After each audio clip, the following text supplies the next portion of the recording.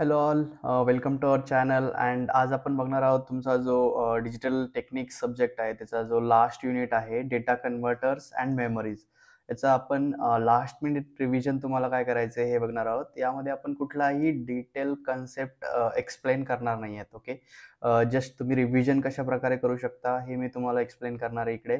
आणि जर डिटेलमध्ये करायचं असेल तर खूप मोठा व्हिडिओ बनल, 2-3-4 आवर्सचा. ओके, तो आपण हा व्हिडिओ फक्त तुमच्या रिव्हिजनसाठी बनवतोय, लास्ट मिनिट रिव्हिजनसाठी. तर या चॅप्टरमध्ये तुम्हाला दोन टॉपिक्स आहेत, एक आहे डेटा कन्व्हर्टर्स अँड सेकंड आहे memories.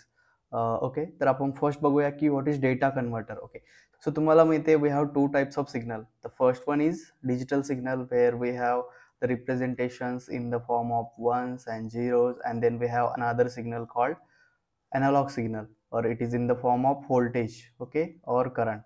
And digital signal in the form of digital bits like 1 or zeros or 001s, like that. It's the stream of bits. Okay, and in many applications like some sensor have analog output. Okay, but तुम्हाला त्या सेन्सरचं output घेऊन कंट्रोलरला द्यायचं असतं काही decisions घेण्यासाठी. So त्यावेळेस तुम्हाला sensor आणि कंट्रोलरच्या मध्ये एक एडीसी वापरावं लागते, जे तुमचे अॅनालॉग सिग्नल जे असेल. सपोज हा माझा एक सेन्सर आहे, सपोज मी इकडे एक टेम्परेचर सेन्सर केला. ओके, आणि यानंतर मला टेम्परेचर सेन्सरचं आउटपुट माझं मिळतंय काही अॅनालॉग व्होल्टेज. सपोज हे माझं एक 2 व्होल्ट मला कंटिन्युअस मिळते सेन्सरकडून. त्यानंतर हे 2 व्होल्ट्स मी डायरेक्टली कंट्रोलरला देऊ शकत नाही. जर तुम्हाला ही व्हॅल्यू स्टोअर करायची असेल विथ रिस्पेक्ट टू टाइम, किंवा तुम्हाला या सेन्सरचा डेटा लॉक करायचा असेल, तर त्यावेळेस तुम्हाला इकडे एक अॅनालॉग टू डिजिटल कन्व्हर्टर वापरावं लागेल. आणि मग तुम्ही तो डेटा तुमच्या कंट्रोलरला देऊन तुमची प्रोग्रामिंग असेल किंवा काही कंडिशन्स तुम्हाला चेक करायचे असतील किंवा काही डिसिजन्स घ्यायचे असतील, तर त्यावेळेस तुम्ही ते घेऊ शकता. तर अॅनालॉग सिस्टीमला जर डिजिटलमध्ये तुम्हाला इंटरफेस करायचं असेल तर तुम्ही डायरेक्ट करू शकत नाही. त्यासाठी तुम्हाला आधी अॅनालॉग टू डिजिटल कन्व्हर्टर वापरावा लागतो. सेम काही डिजिटल कमांड्स असतील तर त्या तुम्ही डायरेक्टली अॅनालॉग सिग्नल डिजिटलवरून ड्राईव्ह करू शकत नाहीत. तर त्यासाठी तुम्हाला पुन्हा डिजिटल टू अॅनालॉग करावं लागतं. ओके, तर यासाठी हे दोन टॉपिक्स आपण क्विकली बघणार आहोत. ओके, तर फर्स्ट तुमचा टॉपिक आपण बघणार आहोत डीएसीचे स्पेसिफिकेशन्स. ओके, तर हा क्वेश्चन खूप वेळा विचारतात. जनरली 4 मार्क्सला पण विचारलेला आहे आणि 2 मार्क्सला पण विचारतात. तुम्हाला क्वेश्चन असा विचारू शकतात, explain the two specifications of DAC, or write the selection parameter or selection factors for DAC. Okay, first तुमचा पॅरामीटर असतो रिझोल्युशन्स. ओके, तर रिझोल्युशन्स काय आहे? It is defined as the ratio of change in analogue output voltage resulting from change in 1 LSB of the digital input. Okay, तर याच्यात simply सांगायचं झालं तर रिझोल्युशन काय आहे की तुमच्या डीएसीचे जे इनपुट असतं, ओके, डिजिटल टू अॅनालॉग कन्व्हर्टरचं, ते असतं तुमचं in the form of digital signal like this. Okay, आणि आउटपुट काय असते? सपोज माझं आउटपुट या व्हॅल्यूला 1 व्होल्ट येत असेल, या व्हॅल्यूला 2 व्होल्ट येत असतील, तर हा तुमचा बीट चेंज झाल्यानंतर रिस्पेक्टिव्हमध्ये तुमचा अॅनालॉग सिग्नल पण चेंज झाला पाहिजे. ओके, आणि तो कितीनं चेंज होतोय? ओके, त्यासाठी तुम्हाला रिझोल्युशनचा फॉर्म्युला असतो VFS, म्हणजे फुल scale voltage divide by 2⁻n-1. n म्हणजे तुमचे नंबर ऑफ बिट्स. तुमची एडीसी किती बीटची आहे? 3 बीटची असेल किंवा 4 बीट एडीसी असेल, ओके, किंवा 8 बीट एडीसी असेल.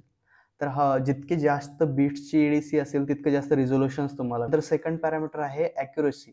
Accuracy indicates how the analog voltage is to be theoretical value. Okay, it indicate the deviation of actual output from theoretical value. तर accuracy म्हणजे काय?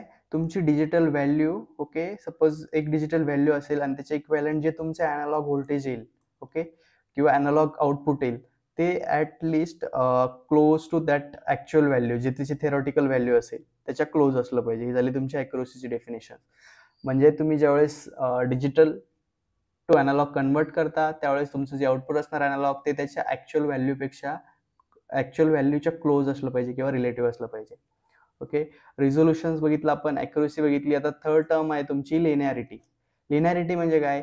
जसं तुमचं input, digital input linearly change होत असेल, same प्रोपोर्शनमध्ये तुमचं output पण चेंज झालं पाहिजे. किंवा असं नाही की तुमचं इनपुट व्हॅरी होते पण तुमच्या आउटपुटला सेम व्हॅल्यू तुम्हाला मिळते एडीसीची. ओके, याला म्हणतात लिनियरिटी. इनपुट आणि आउटपुट, जसं इनपुट चेंज झालं तर आउटपुट पण त्याच प्रोपोर्शनमध्ये चेंज व्हायला पाहिजे. The relation between digital input and analog output should be linear. However, practically it is not possible due to error in the value of registers and used for the resistive network. Okay, आपण बघणार आहोत की कोणते registers आपण use करतो, actually DACचं construction कसं असतं, तर त्यामध्ये तुम्हाला समजेल. ओके, त्यानंतर नेक्स्ट पॉईंट आहे टेम्परेचर सेन्सिटिव्हिटी. ओके, आता बघा, the digital output of D to A converter should not change with change in temperature. Okay, एखाद्या DACचं आउटपुट हे तिच्या टेम्परेचरनुसार चेंज नाही झालं पाहिजे. सपोज मी सांगतो तुम्हाला, आता माझ्याकडं एक एक डिजिटल सिग्नल आहे, पुन्हा आपण एक एक्झाम्पल घेऊ, त्यासाठी आपल्याला 1 व्होल्ट मिळते, पण ही रिडिंग तुम्हाला मिळते 25 डिग्रीला. ओके, सपोज तुम्ही तुमचा प्रोडक्ट घेऊन कुठे राजस्थानमध्ये गेला, तिकडे तुम्हाला 40 किंवा 50 डिग्री टेम्परेचर आहे, त्यावेळेस तुम्हाला सेम डिजिटल व्हॅल्यूसाठी तुमचं जे अॅनालॉग आउटपुट असेल ते 1.1 व्होल्ट भेटेल किंवा 1.2 व्होल्ट भेटेल. तर आपण इकडे चेंजेस काही केले नाही आहे तुमच्या सर्किटमध्ये, फक्त आपण चेंज काय केलं, टेम्परेचर. त्यानंतर अगेन सपोज मी काश्मीरला गेलो, तिकडे मला सपोज 0 डिग्री सेल्सिअस टेम्परेचर आहे, तर त्यावेळेस सेम या डिजिटलला तुम्हाला काहीतरी 0.8 व्होल्ट भेटेल. ओके, तर काय होतंय की डिजिटल जे तुमचं आहे D to A कन्व्हर्टर, याचं output with respective temperature change होतंय, म्हणजेच टेम्परेचर सेन्सिटिव्हिटी. आयडियली ते चेंज झालं नाही पाहिजे. Okay, but practically it is not possible because lot of components like opamp, resistor, सर्वांची value according to temperature vary होते. Okay, variations होतात इलेक्ट्रॉनिक्समध्ये, त्यामुळे टेम्परेचर सेन्सिटिव्हिटी हा एक खूप इम्पॉर्टंट स्पेसिफिकेशन्स आहे की with respect to temperature your DAC output should not vary. Okay, with change in temperature. त्यानंतर सेटलिंग टाईम आहे. बघा, तुम्ही काही इनपुट्स देता. ओके, त्यानंतर तुम्ही इनपुट चेंज करत असेल. ओके, त्यानंतर रिस्पेक्टिव्ह तुमचं आउटपुट पण चेंज होतं, but it will take some time to reflect that output or to stable that output. Okay, तर काय आहे की time required to settle the analog output within the final value. त्यानंतर long term drift, supply rejection आणि speed, हे अजून 3 parameter आहेत, तुम्ही ऍड करू शकता. ओके, स्पीड म्हणजे काय की एकदा तुम्ही डिजिटल सिग्नल दिलं तर अॅनालॉग आउटपुट यायला किती वेळ लागतो. ओके, DAC म्हणजे digital to analog converter, digital सिग्नलला अॅनालॉग सिग्नलमध्ये कन्वर्ट करतात. त्याचे 4 स्पेसिफिकेशन्स आहेत किंवा सिलेक्शन पॅरामीटर आहेत. फर्स्ट आहे रिझोल्युशन, सेकंड आहे ॲक्युरसी, लिनियरिटी, टेम्परेचर सेन्सिटिव्हिटी, असे खूप सारे आहेत, पण तुम्हाला 4 विचारू शकतात, त्यामुळे तुम्ही कमीत कमी 5 लक्षात ठेवू शकता. सोपे आहेत सगळे, resolution, accuracy, linearity, temperature sensitivity, settling time. आणि अजून तुम्हाला एक्स्ट्रा लक्षात ठेवायचे असेल तर लॉंग टर्म ड्रिफ्ट आणि सप्लाय रिजेक्शन हे पण तुम्ही लक्षात ठेवू. आता आपण बघितलं DACचे पॉईंट्स बघितले आपण. ओके, आपण कशाचे बघितले आधी, DACचे. आता आपण बघणार आहोत ADCचे. ADC म्हणजे काय, analog to digital converter. Okay, आधी आपण काय करायचो, डिजिटल सिग्नलला अॅनालॉग कन्वर्ट करायचो. Now we are going to convert analog signal to digital signal. Okay, त्यासाठी पण सेम पॅरामीटर आहेत. फर्स्ट आहे तुमचं रिझोल्युशन. लास्ट टाइम आपण बघितलं की डिजिटल सिग्नलची जर LSB चेंज झाली तर आउटपुट जे आहे तुमचं अॅनालॉग सिग्नल ते व्हॅरी झालं पाहिजे. बट इकडे काय आहे की इनपुटला तुम्हाला एक अॅनालॉग सिग्नल आहे, सपोज हा माझा व्होल्टेज आहे, आणि आउटपुटला तुम्हाला याच्या रिस्पेक्टिव्ह काही डिजिटल बीट्स मिळणार. तर हे जसं तुम्ही थोडंसं तुमचा इनपुट चेंज केलं तर त्या रिस्पेक्टिव्हली तुमचा जो LSB असेल तो व्हॅरी झाला पाहिजे, म्हणजेच रिझोल्युशन. आणि इकडे पण सेम फॉर्म्युला आपण यूज करतो VFS रिझोल्युशन फाइंड आउट करण्यासाठी. ओके, तर याच्यामध्ये पण रिझोल्युशन आहे. त्यानंतर कन्व्हर्जन टाइम आहे. बघा, पुन्हा ADC मध्ये total time required to convert analog input signal to corresponding digital output. Okay, ADC म्हणलं की इनपुट अॅनालॉग राहणार, आउटपुट डिजिटल राहणार. आणि DAC जर म्हणलं तर इनपुट डिजिटल असणार आणि आउटपुट अॅनालॉग असणार. तर आपण आता इकडे ADC बघणार आहोत, अॅनालॉग टू डिजिटल कन्वर्ट. आणि हा डिपेंड्स असतो तुमच्या सर्किटवरती, कोणत्या टाईपची तुम्ही ADC यूज करताय, त्यामध्ये कोणते कंपोनंट्स असतात. त्यानंतर काही गेट्स यूज करतात, तर आपण बघितलं गेटमध्ये प्रोपॅगेशन डिले असतो. त्यानंतर काही सर्किटचे कंपोनंटमध्ये टायमिंग रिलेटेड पॅरामीटर येतात. लाईक तुम्ही तुमच्या सर्किटमध्ये काही फिल्टर्स यूज करणार असेल तर त्या फिल्टरचा टाइम कॉन्स्टंट येतो. ओके, तर ह्या सगळ्या गोष्टी आपल्याला कन्व्हर्जन टाईममध्ये कन्सिडर कराव्या लागतात. थर्ड आहे quantization error. Okay, and it is the difference between analog signal and the closest digital value that is an analog to digital converter can output. Okay, describe the working of successive approximation ADC, define resolution, conversion time, association with ADC. Generally 6 मार्कला विचारतील तुम्हाला. जर resolution आणि conversion time नसेल तर 4 मार्क्सला विचारतील. But खूप साऱ्या वेळे हा क्वेश्चन्स तुम्हाला विचारलेला आहे.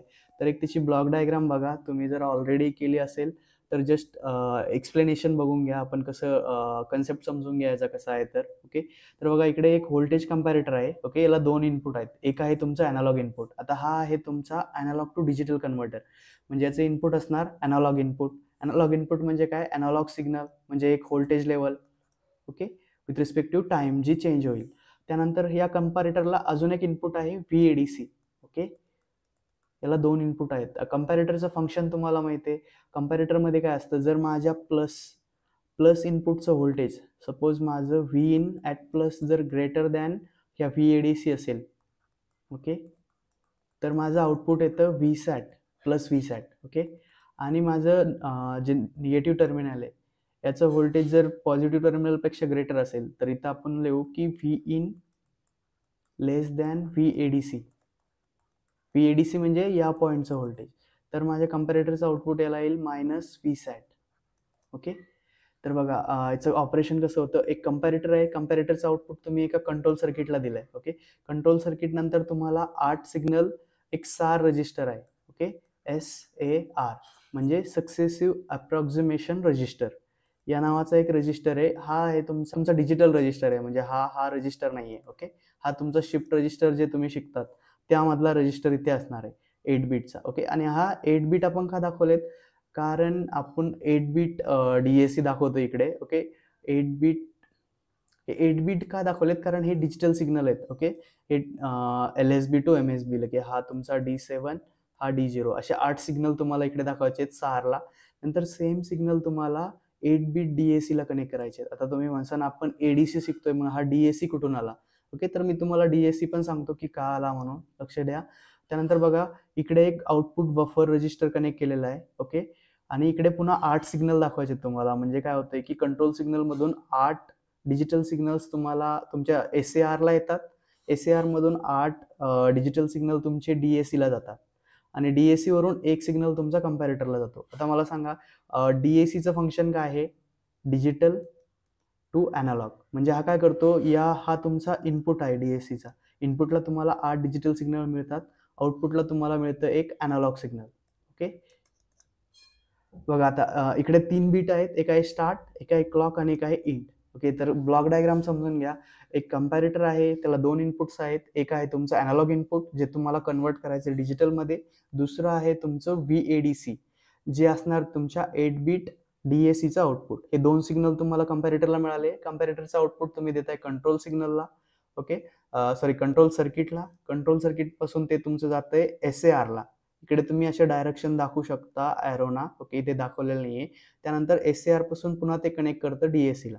ओके, तर आता बघा इकडे तुम्हाला सिंपल सांगतो मी हा एक्झॅक्टली कन्सेप्ट कसा आहे. बघा सुरुवातीला तुमचं DACचं जे आउटपुट असणार आहे ते या ठिकाणी मिळणार तुम्हाला आउटपुट बफरमध्ये. ओके, तर DACचं आउटपुट तुम्हाला सुरुवातीला मिळणार 0-0. ओके, तर हा 8 बीट GAC असेल तर तुम्हाला 8 0 मिळतील किंवा 4 बीट असेल तर 4 0 मिळतील. बट आपण कन्सिडर करू 8 बीट आपला DAC आहे, तर तुम्हाला आउटपुट मिळेल 0-0-0. ओके, ज्यावेळेस फर्स्ट वेळेस तुम्ही काही अॅनालॉग इनपुट अप्लाय करणार. ओके, अॅनालॉग इनपुट देणार तुम्ही. सपोज मी इथे माझा 1 व्होल्ट दिला, त्यावेळेस मला या 1 व्होल्टचं डायरेक्ट डिजिटल मिळणार नाही. फर्स्ट काय होईल, तुमच्या कंट्रोल सर्किटला काही सिग्नल्स मिळतील. ते तुम्हाला सांगतील की आपल्याला इनपुटला काही अॅनालॉग सिग्नल मिळालेत. मग हा काय करेल कंट्रोल सर्किट, एक 8 बीटचा सिक्वेन्स जनरेट करेल किंवा एक व्हॅल्यू जनरेट करेल डिजिटली. ओके, ती डिजिटल व्हॅल्यू तुमच्या सक्सेसिव्ह अप्रॉक्सिमेशन रजिस्टरमध्ये स्टोअर होईल. त्यानंतर ती सेम व्हॅल्यू तुमच्या DACला येईल. ओके, DAC काय करणार, त्या 8 बीटला तुमच्या अॅनालॉगमध्ये कन्वर्ट करणार, अॅनालॉग व्हॅल्यूमध्ये. त्यानंतर अॅनालॉग व्हॅल्यू आणि इनपुट हे दोन्ही कम्पेअर होणार. ओके, कम्पेअर झाल्यानंतर based on this conditions like Vin is greater than VADC तुम्हाला प्लस VSAT मिळणार, किंवा Vin is less than VADC minus VSAT मिळणार. ओके, आणि बेस्ड ऑन दॅट हा काय करणार, तुमचं इकडं आउटपुट येणार. त्यानुसार हा कंट्रोल सर्किट डिसिजन घेणार आहे. During first clock control circuit set MSB bit so output will be high. सुरुवातीला तुम्हाला हे आउटपुट हा इथे कन्सिडर करतो. त्यानंतर हे आउटपुट थ्रू DAC तुम्ही डिजिटल टू अॅनालॉग कन्व्हर्टरमध्ये देतात. त्यानंतर हे तुमच्या इनपुट सोबत कम्पेअर होतं आणि पुन्हा ते चेक करतो की तुमच्या इनपुट आणि VADC आउटपुटमध्ये ग्रेटर व्हॅल्यू कोणती आहे. आणि तो त्या प्रकारे तुमची सायकल ऍडजस्ट करून जातो. ओके, तर सिम्पल काय आहे की तुम्हाला ज्यावेळेस एखादा अॅनालॉग इनपुट डिजिटलमध्ये कन्वर्ट करायचं असेल तर हा कंट्रोल सर्किट काय करतो, एक रॅन्डम डिजिटल पॅटर्न तयार करतो. त्या पॅटर्नला अॅनालॉगमध्ये कम्पेअर करतो. अॅनालॉगमध्ये कम्पेअर करून तुमच्या अॅनालॉग इनपुट सोबत चेक करतो. ओके, ते बोथ आर सेम असेल तर ते झालं तुमचं एडीसीचं आउटपुट. जर ते both signal like analog input आणि व्हीडीसीचं आउटपुट जर सेम असेल तर ते झालं तुमच्या आउटपुट. ओके, आणि जर सेम नसेल तर तो काय करतो, कंटिन्युअस तुमचा सिक्वेन्स इथे जनरेट करणार. त्यानंतर तो अॅनालॉगमध्ये कन्वर्ट करणार. पुन्हा अॅनालॉग व्हॅल्यू व्हीएडीसी आणि अॅनालॉग इनपुट एकमेकासोबत कम्पेअर करणार, पुन्हा चेक करणार. जर बोथ आर सेम असेल तर ते तुमचं फायनल आउटपुट. जर सेम नसेल तर हा अकॉर्डिंग टू दॅट तुमचं जे पॅटर्न जनरेट होतो इकडे सक्सेसिव्ह अप्रॉक्सिमेशन रजिस्टरमध्ये, ओके, तो चेंज होत राहणार. आणि त्याचा सिक्वेन्स तुम्हाला इकडे बघू शकता तुम्ही कसा चेंज होतो म्हणून. ओके, तर इनिशियली तो जनरली हाय व्हॅल्यू कन्सिडर करतात. ओके, यावाले जर यासोबत तुमचा मॅच नाही झाला तर पुन्हा तुमचे एक एक बीट ऍडजस्ट करत जातात आणि कंटिन्युअसली असं तुम्हाला कंटिन्युअसली हा सिक्वेन्स जनरेट करत राहणार. ओके, ज्या इन्स्टंटला तुमचं अॅनालॉग इनपुट आणि व्हीएडीसी सेम असणार त्या इन्स्टंटचे जे डिजिटल रिडिंग असतील ते झालं तुमचं आउटपुट. ओके, सक्सेसिव्ह अप्रॉक्सिमेशन्स म्हणजे कंटिन्युअसली तुमचं इनपुट एका रॅन्डम नंबर सोबत चेक करणार. नेक्स्ट सेक्शन आपण बघणार आहोत क्लासिफिकेशन्स ऑफ मेमरीज. ओके, तर हा थेरॉटिकली आहे, थोडंसं लक्ष द्यायचं तुम्हाला गरज आहे. याच्यामध्ये जास्त तुम्हाला डीपमध्ये नाही आहे मेमरीज, फक्त क्लासिफिकेशन्स आणि प्रायमरी फंक्शन विचारलंय. तर फर्स्ट आहे मेमरीज. मेमरी तुम्हाला माहिती आहे, सगळे आपण यूज करतात डे टू डे लाईफमध्ये. मेमरीचं फंक्शन काय, स्टोअर डेटा. ओके, डेटा स्टोरेजसाठी आपण मेमरीज वापरतात, पण डिफरंट टाईपच्या मेमरीज आहेत. फर्स्ट टाईप आहे प्रायमरी. हा क्लासिफिकेशनचा क्वेश्चन तुम्हाला 2 मार्क्सला विचारतात, प्रायमरी आणि सेकंडरी. ओके, प्रायमरी पुन्हा 2 टाईप्स आहेत, एक आहे रॉम, दुसरा आहे रॅम.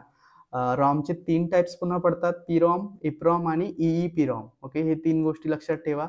त्यानंतर रॅमचे पुन्हा 2 टाईप्स होतात, एक आहे एसरॅम आणि DRAM. SRAM stand for static RAM आणि डायनॅमिक रॅम.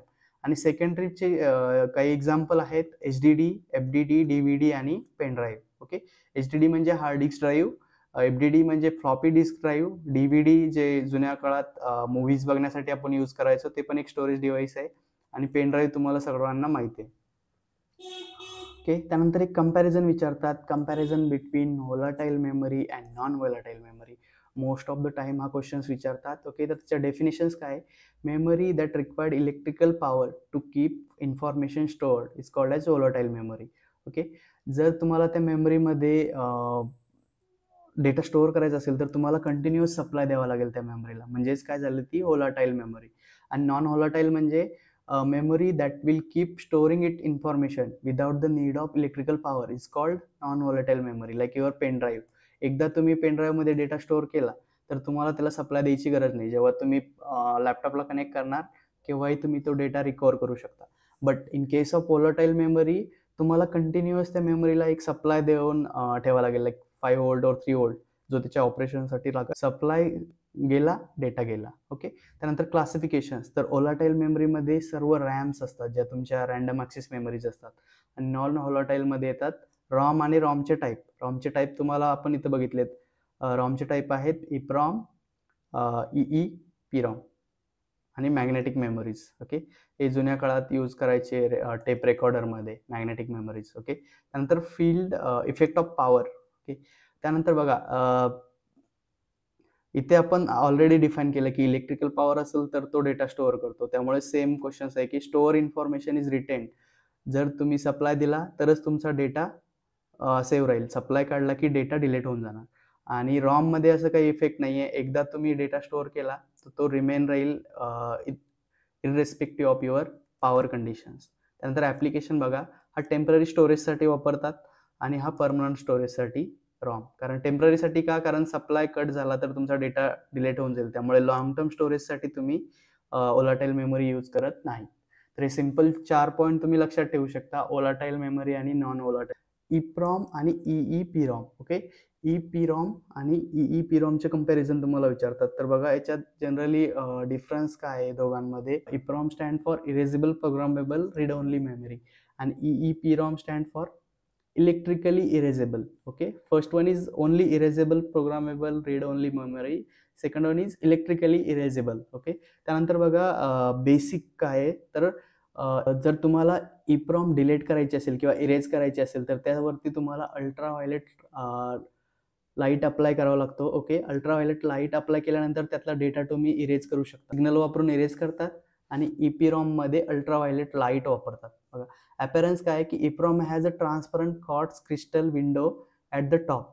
आता बघा लाईट जर तुम्हाला अप्लाय करून काही गोष्टी डिलीट करायच्या असेल तर त्यासाठी तुम्हाला एक विंडो द्यावा लागेल किंवा एक स्पेशलाइज एरिया डिफाईन करावा लागेल जिथे तुम्हाला लाईट अप्लाय करायची. ओके, तर या ठिकाणी बघा असा एक विंडो दाखवलेला आहे. या ठिकाणी तुम्हाला अल्ट्राव्हायलेट रेज अप्लाय करून तुम्ही मेमरी इरेज करू शकता. बट EPROM मध्ये असे स्पेशलाइज ट्रान्सपरंट विंडोची गरज नसते. ओके, तुम्ही त्या प्लास्टिक केसवरती इलेक्ट्रिक सप्लाय अप्लाय करून त्याला इझिली इरेज करू शकता. नंतर टेक्नॉलॉजी बघा तर EPROM हा आधी डिझाईन झालेला आहे. त्यानंतर याचं ॲडव्हान्स व्हर्जन तुमचं आहे EEPROM. ओके, तर EPROM is modern version of PROM, म्हणजे जे ओल्डर व्हर्जन होतं प्रोग्रामेबल रीड ओनली मेमरीचं. त्यानंतर EEPROM is modern version of your EPROM. Okay, तर हे झाले तुमचे रॉमचे कंपॅरिझन. त्यानंतर रॅममध्ये पण तुम्हाला कंपॅरिझन विचारतात. ओके, तर यात दोन टाईप्स आहेत, SRAM आणि DRAM, स्टॅटिक रॅम आणि डायनॅमिक रॅम. तर बघा SRAM मध्ये तुमचा जो सेल असतो तो फ्लिपफ्लॉप पासून बनलेला असतो. DRAM मध्ये तुम्ही मोस्टली डेटा स्टोअर करण्यासाठी मॉस्फेट आणि कॅपॅसिटर यूज करतात.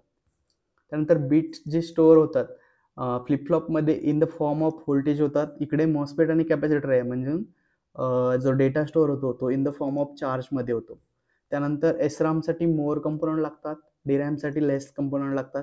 त्यानंतर स्टोरेज कॅपॅसिटी फ्लिपफ्लॉपमध्ये लेस आहे. ओके, कारण आपण इकडे फ्लिपफ्लॉप यूज करतो आणि DRAM मध्ये मोर आहे ॲज कम्पेअर टू SRAM. त्यानंतर रिफ्रेशिंग, तर SRAMला ज्यादातर रिफ्रेशिंगची गरज नसते. DRAMला आपल्याला रेग्युलर रिफ्रेश करावं लागतं.